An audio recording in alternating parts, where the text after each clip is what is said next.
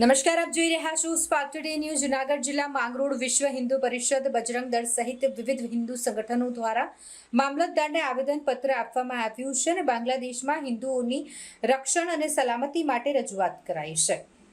હાલ બાંગ્લાદેશમાં જે અરાજકતા પરિસ્થિતિમાં છે, ત્યાંના ઉગ્રવાદીઓ દ્વારા હિન્દુ સમાજ પર મોટે પાયે જુલ્મ કરવામાં આવી રહ્યો છે. માસૂમ બેન દીકરીઓ પર અત્યાચાર થઈ રહ્યા છે. ધાર્મિક સ્થળો, વેપારીઓની દુકાનો પર અને હિન્દુ ઘરોને પણ નુકસાન પહોંચાડવામાં આવી રહ્યું છે.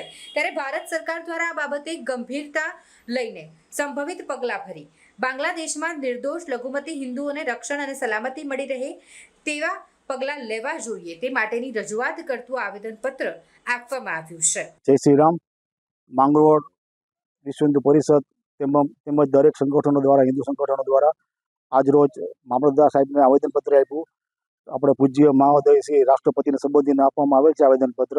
તેમાં વિશ્વ હિન્દુ પરિષદ તેમજ હિન્દુ સંગઠનો દ્વારા માંગણી કરેલ છે કે જે આપણે બાંગ્લાદેશમાં જે હિન્દુ પર ત્રાસ કરી રહ્યા છે અને આપણી બેનો દીકરી પર રેપ કરી રહ્યા છે તેવા ઉપર કેન્દ્ર સરકાર કડકમાં કડક પગલાં ભરીને કાર્યવાહી કરી તેવી અમારી માંગણી છે.